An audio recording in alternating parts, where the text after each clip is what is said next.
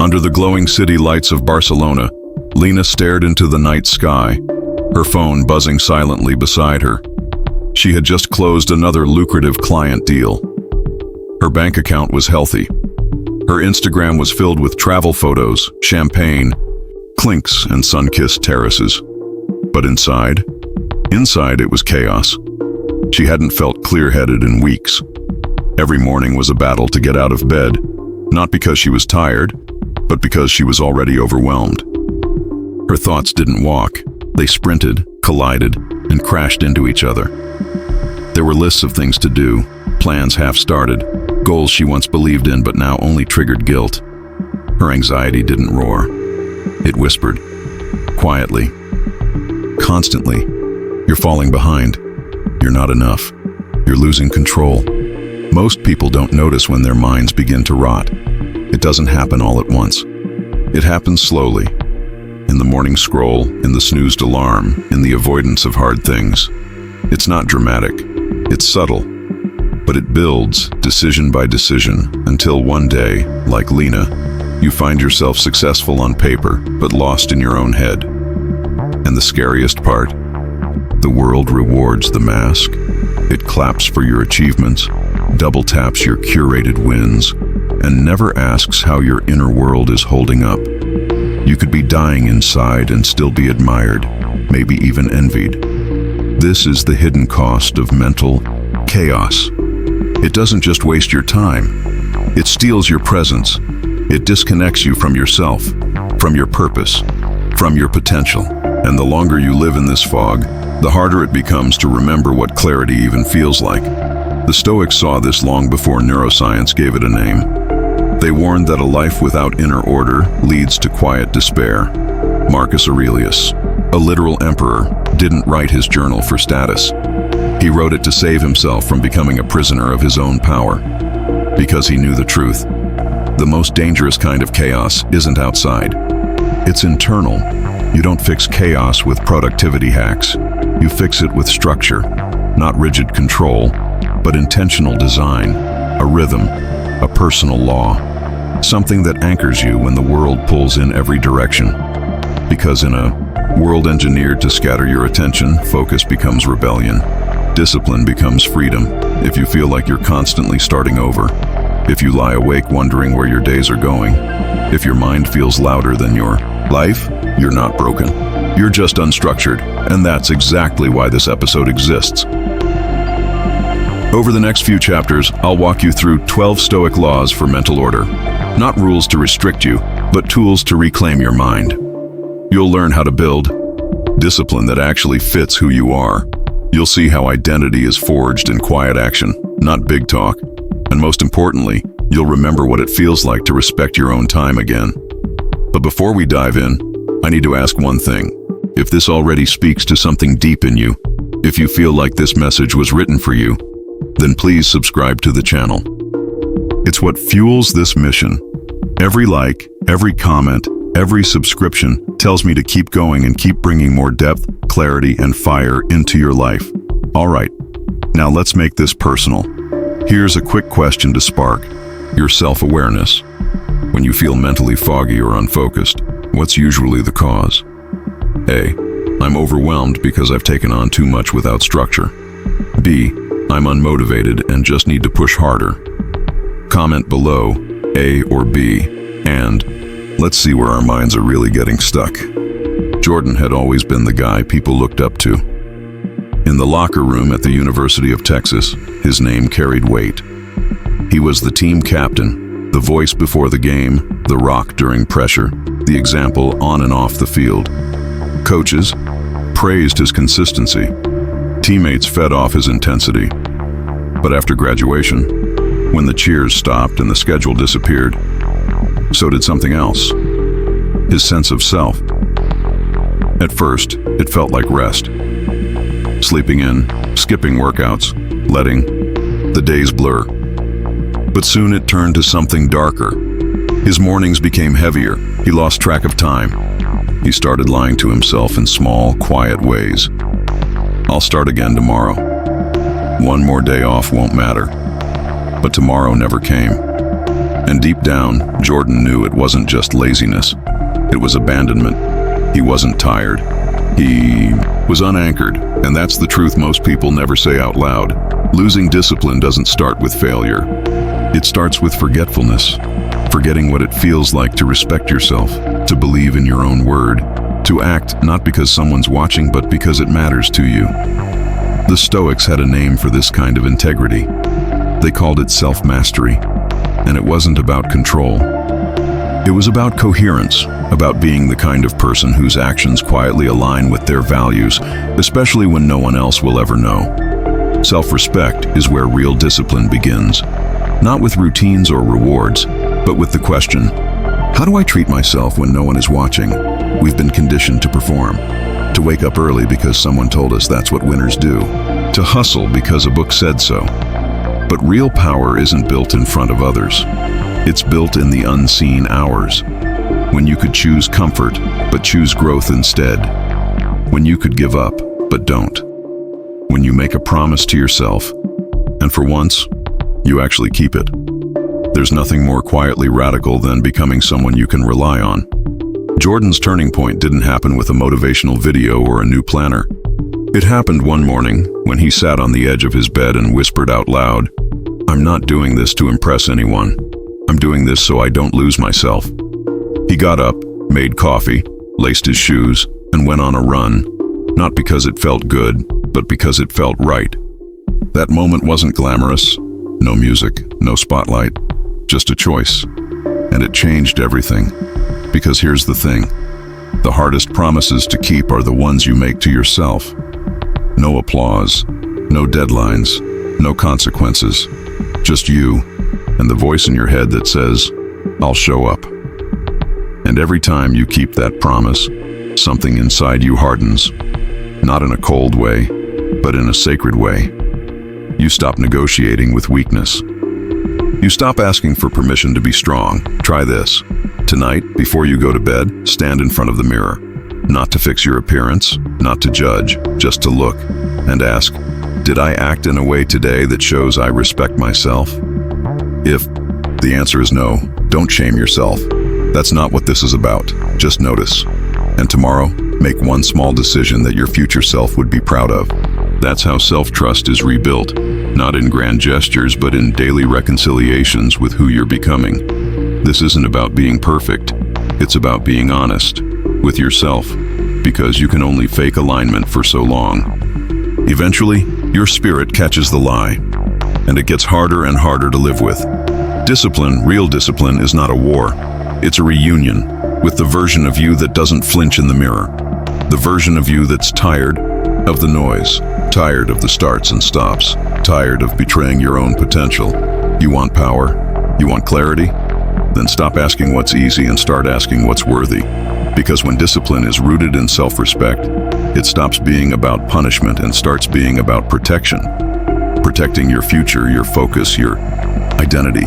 It becomes the way you declare, I matter, my purpose matters, and I refuse to disappear in my own story.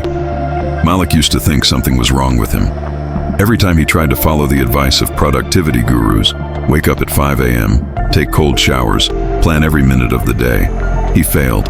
Not just failed, but felt like he was suffocating. His creativity died. His body resisted. His energy felt foreign. He was chasing a system designed for someone else's life, hoping it would fix his own.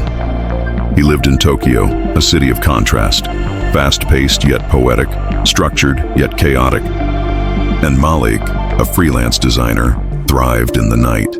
His best ideas came when the world went quiet. He would sit by the window, soft jazz playing in the background, colors and concepts pouring into his sketches like water from a spring. But every time he tried to fit his life into someone else's rhythm, his spark vanished. The problem wasn't his willpower, it was the system. We've been sold a myth that discipline has one face: strict, early, militant. But that's not discipline. That's mimicry. And mimicry can only take you so far before it breaks you. True discipline, the kind that lasts, is never borrowed.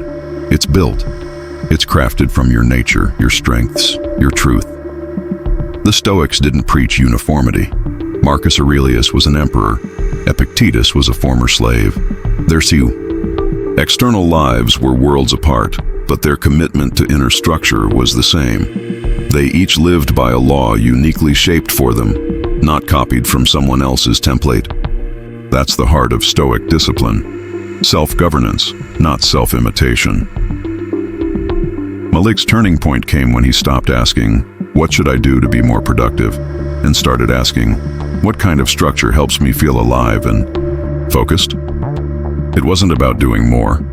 It was about doing what mattered, in a way that respected his internal rhythm. He created what he called his inner operating manual. It wasn't fancy, just a simple reflection of when he felt most clear, what pulled him off track, and what environments nourished his attention.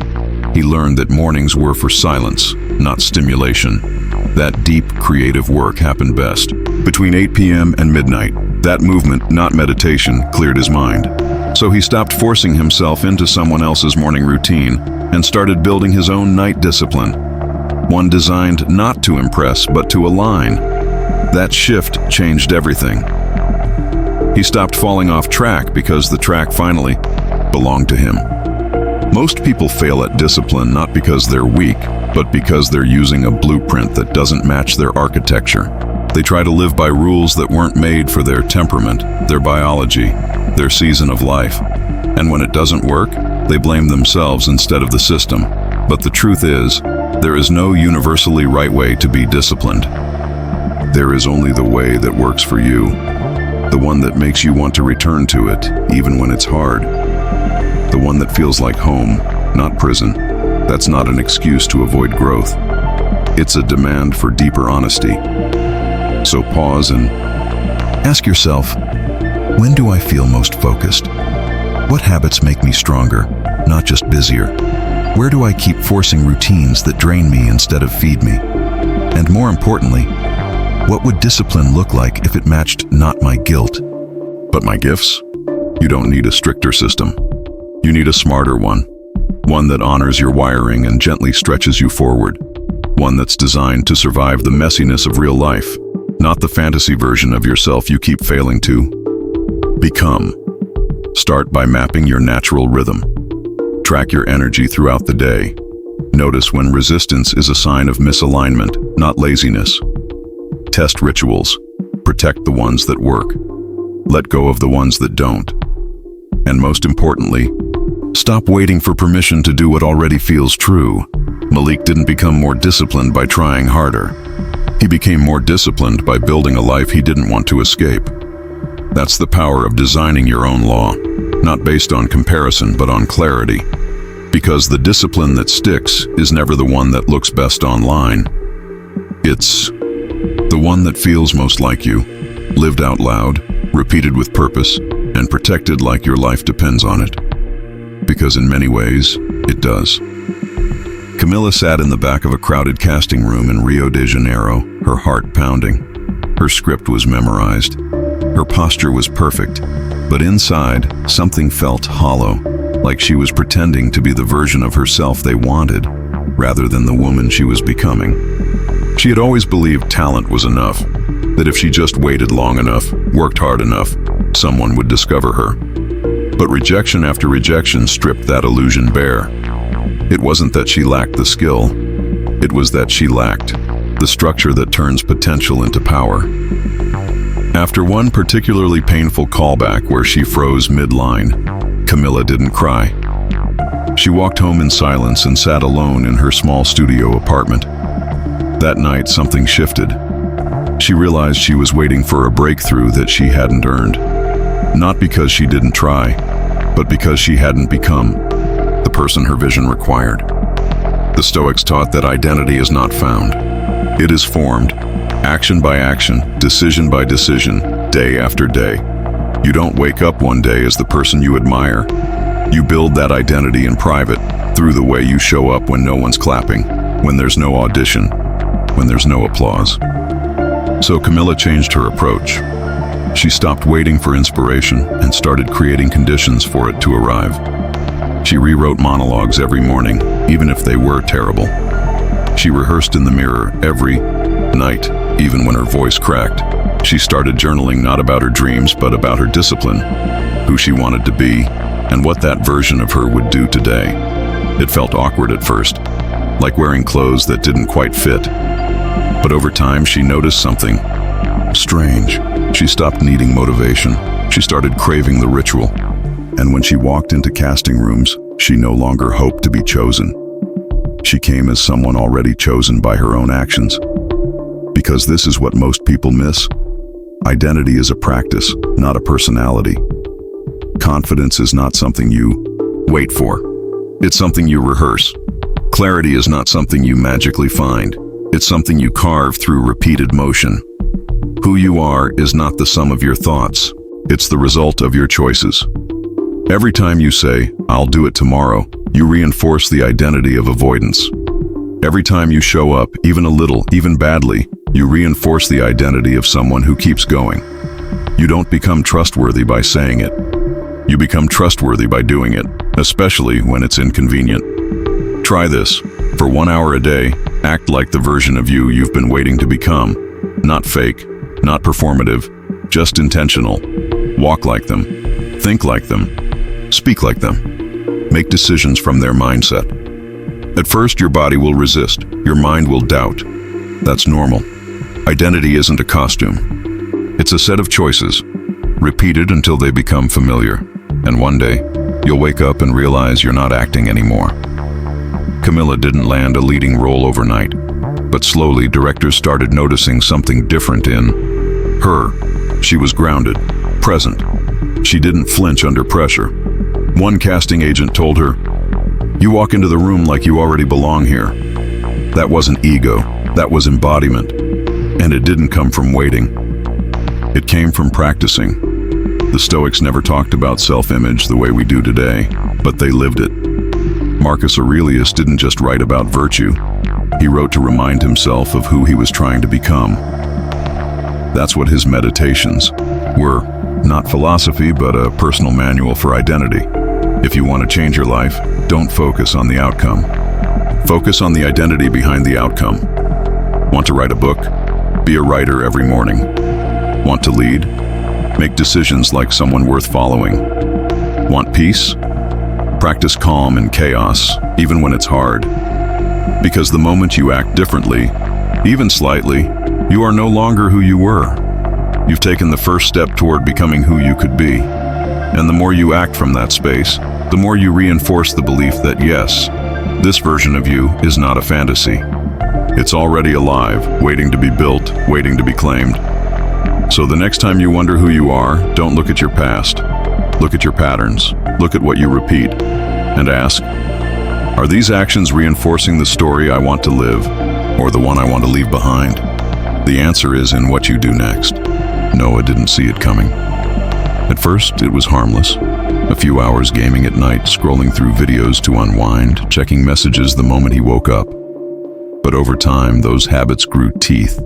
He found himself unable to focus for more than a few minutes. Projects he once felt passionate about now felt heavy, boring, impossible to finish. He'd built a promising tech startup in Portland, but now, even with growth and momentum on his side, he was burned out in the strangest way. Not exhausted from too much effort, but from too much escape. And that's what made it so dangerous. It didn't feel like self-destruction. It felt like comfort. We live in a world addicted to stimulation. Not because we're weak, but because everything around us is engineered to hijack the brain's reward system. Every ping, every like, every headline, every click is designed to release dopamine, the neurotransmitter that signals something good just happened and we should keep doing it. But when dopamine gets hijacked by constant novelty, we start to crave the spike more than the substance. Noah realized the hard way that his mind wasn't broken. It was just being manipulated. He had trained it, unintentionally, to expect pleasure with no effort, rewards with no discipline. And so when it came time to do deep work, to sit in silence, to push through discomfort, his brain rebelled. "This is boring," it whispered. "Let's do something easier." The Stoics didn't speak in terms of brain chemicals, but they understood the principle. Epictetus warned that we become slaves to whatever we repeatedly surrender to. If you surrender to distraction, distraction owns you. If you surrender to ease, ease becomes your master. The answer isn't to eliminate pleasure. It's to upgrade, and Noah started small. He gave himself a full day each week, a dopamine reset, where he cut out all fast rewards.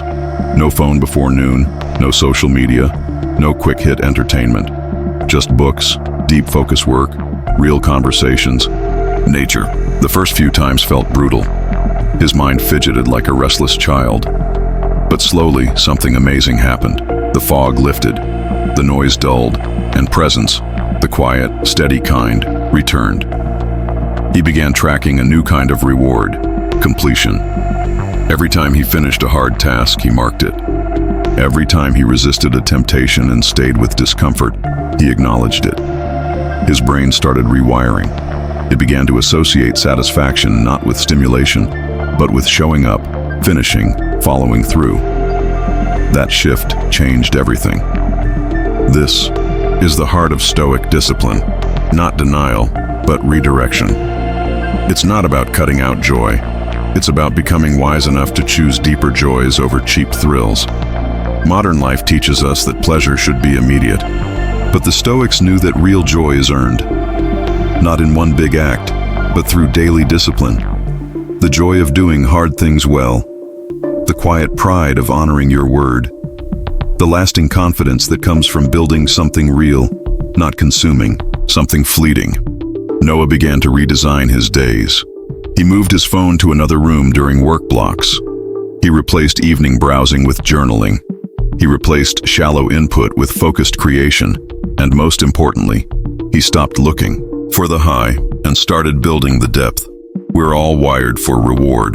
The question is, what are you teaching your brain to crave? If you're always chasing fast validation, your capacity for presence will shrink. If you're constantly escaping discomfort, your tolerance for growth will vanish. But if you train your mind to find joy in discipline, in focus, in effort, you'll unlock a level of peace that noise can't touch. So ask yourself, what are your rewards teaching you? Are they building your strength or draining it? Are they aligned with your future or just numbing your present? The most dangerous addictions today don't look like destruction. They look like endless scrolling. They look like one more episode. They look like checking your phone before you even know why. But you don't have to stay trapped. You can retrain your mind. Slowly, consciously. You can start replacing the spikes with structure, the craving with commitment, the noise with something far more sacred, clarity. Noah didn't give up joy.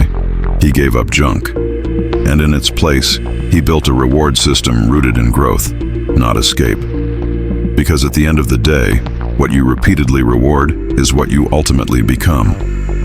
There's a lighthouse off the coast of Iceland standing alone against the wind, waves, and silence. It doesn't move.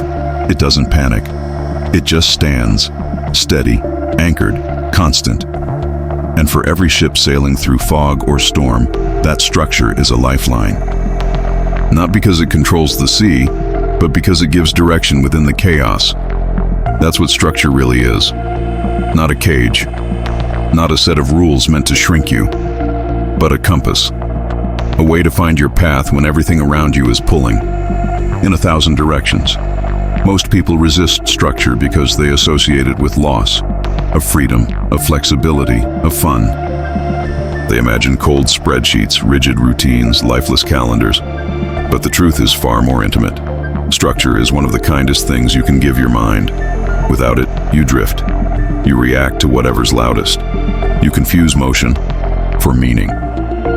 You spend the whole day busy but go to bed wondering what you actually moved forward. That's not living, that's surviving. Structure doesn't kill your spark, it protects it. Noah, now months into rebuilding his inner world, realized this the hard way. In the early days of his startup, he believed that freedom meant working whenever he felt like it, following inspiration, staying up until 2 a.m. and calling it hustle. But he burned out, not from working too much, but from living without rhythm. His days bled together. His nights offered no rest. He wasn't choosing anymore. He was reacting. Then one evening, during one of his dopamine reset weekends, he wrote a single line in his journal. What if structure isn't restriction? What if it's relief? That line became a turning point. He started small. A consistent wake-up time. A single deep work session before checking his phone. A 10-minute review every night to close the loop on the day. These weren't tasks. They were anchors. And each one slowly pulled him back to center. The effect wasn't immediate, but it was profound. His anxiety began to fade. His mind stopped spinning. His work deepened. His relationships improved. He stopped overthinking and started returning, again and again, to the rhythm he had built. The Stoics believed deeply in structure, not as a set of rules from the outside, but as an internal order that allowed a person to live with integrity. Marcus Aurelius had the weight of an empire on his shoulders, yet he found space for stillness because he understood that even a ruler needs a rhythm. You don't need to plan every hour of your day. You don't need to become a productivity robot, but you do need sacred structure, the kind that grounds your nervous system, protects your attention, and reminds you of what matters when everything feels urgent. Try this. Choose 3 sacred anchors for your day. Not a massive overhaul, just 3. 1 for the morning, 1 during the day, 1 before sleep. Maybe it's 10 minutes of silence at sunrise. Maybe it's an uninterrupted focus block. Maybe it's putting your phone in another room after 8 p.m. The point isn't perfection, the point is orientation. Because life will always be messy. Chaos is part of the deal. But with the right anchors, the storms won't sink you. You'll bend, but you won't break. You'll move, but you won't drift. The deeper gift of structure is emotional. It tells your body, you are safe. You don't have to live in reaction. You don't have to run from one task to the next like a machine. You can slow down, you can decide, you can direct. That's not limitation, that's liberation. Noah's days look different now, not because he works less, but because he works inside a rhythm he designed. He finishes his tasks with more presence. He sleeps deeper. He's more creative, more decisive, more alive. Not because he's perfect, but because he's protected. Structure gave him back his clarity. And in that clarity, he rediscovered his power. You don't have to build a fortress, just a foundation. Something solid enough to return to. Something strong enough to hold you when life gets loud. Because when you create structure around what matters, you don't lose freedom. You finally earn it. In the beginning, their lives looked like fragments. Lena, standing on that Barcelona rooftop, felt the weight of success, but none of the stability. Jordan, once the pride of Austin's athletic world, found himself adrift when the cheering stopped. Malik, designing beauty by night in Tokyo, struggled under the pressure of morning routines that weren't made for him. Camila, auditioning under fluorescent lights in Rio, realized that waiting for permission was killing her power. And Noah, buried in digital noise in Portland, felt his sharp mind slowly become soft. What connected them all wasn't failure. It was the quiet erosion of clarity. Each of them believed that their problem was laziness, or lack of motivation, or bad timing. But the truth was much simpler, and far more liberating. They didn't need a personality overhaul. They needed order. Each of them discovered something life-altering. Discipline is not punishment. It is not a cold regimen of denial and rigidity. It is not about becoming someone else. It's about returning to self-respect, to rhythm, to clarity, to action, to alignment. Discipline, when done right, is a sacred home you build for your mind. They didn't wait to feel ready. They didn't wait for motivation. They moved with shaky hands, uncertain steps, imperfect plans. And that movement rewired their identity. They learned that focus isn't something you hope for. It's something you train for. That peace doesn't arrive through escape, but through intentional design. That the version of yourself you most admire isn't far away. It's simply buried beneath your current choices. And most of all, they learned that the structure they once feared was never the enemy. It was the path, the compass, the quiet guide back to a self they could trust. So what's the lesson here? It's not just that discipline works, it's that discipline heals. When done consciously, not as control, but as care, it gives Your mind, the rhythm it craves, and your spirit, the direction it lost.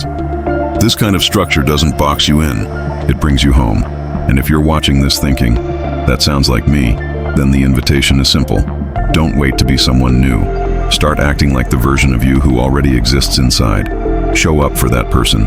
Build structure for that person.